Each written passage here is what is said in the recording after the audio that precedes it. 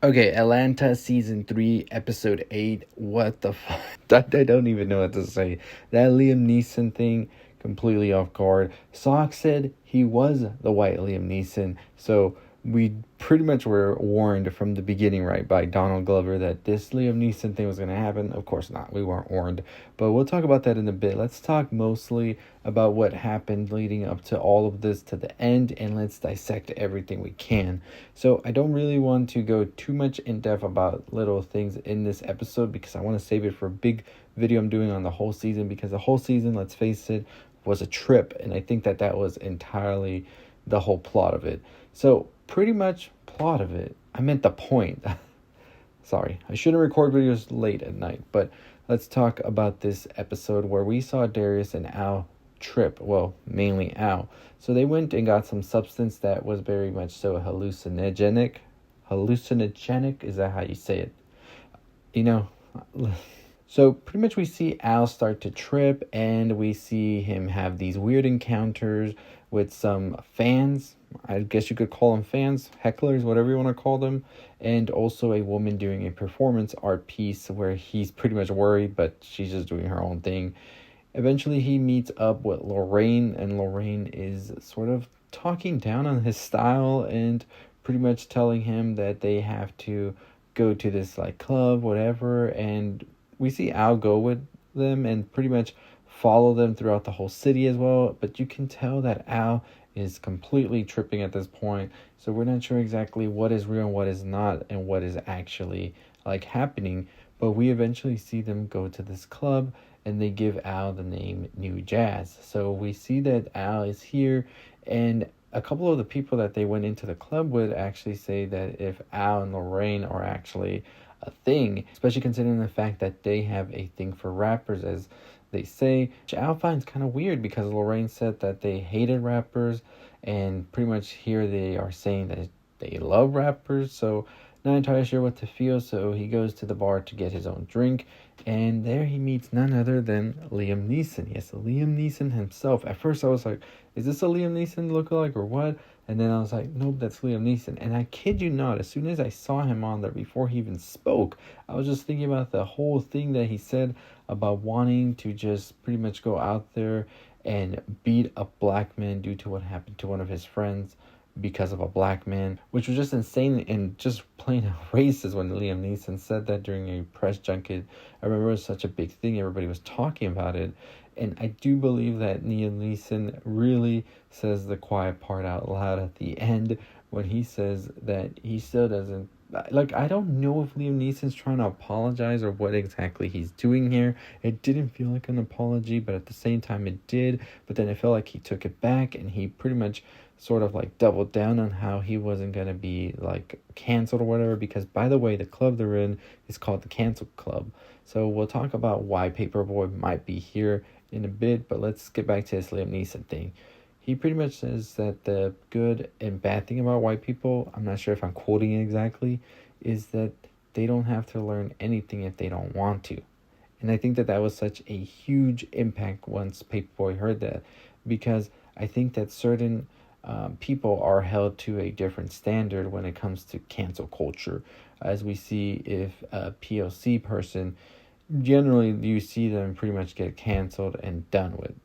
So before anything else can happen, we see that Lorraine takes Paperboy away from the Cancel Club, and pretty much this happens before they have to have Paperboy perform, but as they say, New Jazz perform. And Lorraine's like, I got you out of there before you could like have to perform. Paperboy's like, I would have said no, and she's like, you cannot. Eventually Paperboy has had it. He wants to know what's going on with Lorraine and him and what the whole thing is. And Lorraine pretty much just says, like, do you even trust anybody that you're having close to you in your circles? Like, are these just yes men telling you what you want to hear just because you're providing and all of this and you're sort of like this bank for them or whatever? Or are you your own person and you're gonna hear the things that you don't want to hear, which I'm telling you, and you're gonna take those and become a better person? So Paperboy just starts to freak out after this. We see Lorraine's gone, and we see Paperboy like on the street, and he's just like curled up. We eventually see that the Paperboy that we see curled up on the screen was the Paperboy we saw at the beginning that Paperboy saw. And we just got like a whole like time loop thing going on here. But nonetheless, the Paperboy faints, and then we see him a couple of hours later. Ern has taken him home and has put him to bed, and he's pretty much asking Ern who owns his masters, because it's something that Lorraine brought up. Ern says, "You do." And he asks where Lorraine is, and Ern asks, "Are you asking about your mother?" And he's just like, "I don't even know." So that's pretty much where our episode ends. So I think the Cancel Club is one of the big ones we have to talk about, especially considering the fact of what Liam Neeson said. So I think Paperboy is in the Cancel Club here, probably due to the white fashion episode where we saw Paperboy sort of become a spokesperson, apologist of sorts for that fashion company that did the Central Park 5 situation with that clothing piece. And I think he could have gotten canceled for that, or also for being a part, or not even being a part, but maybe given credit for that very, very tone-deaf commercial that the fashion company did as well. So I believe that's why Paperboy ends up in the Cancel Club. But I think that what Lorraine tells Paperboy is to leave the Cancel Club, because I think that they were going to have like Paperboy be made into a show of sorts and an example of sorts. And Lorraine takes Paperboy out before they can do that, because Liam Neeson, he just goes in and he's out. He don't like has to answer to nothing or anything like that. And Liam Neeson pretty much says that that's a privilege he has for being white, is he can pretty much duck out of there and not have to learn anything about it. That's what I took from it. And I think that Lorraine's sort of saying, "Paperboy, you don't got to do this. Come on, let's get out of here," you know? So I think that's exactly what is going on in that situation. I also think the whole Masters thing was definitely a good topic to bring up, as we've been hearing over the years of many artists who are very much so trapped by their label. And once they're out of the label, they still don't even own their music, can't even make money off it, because the label owns it for years and years.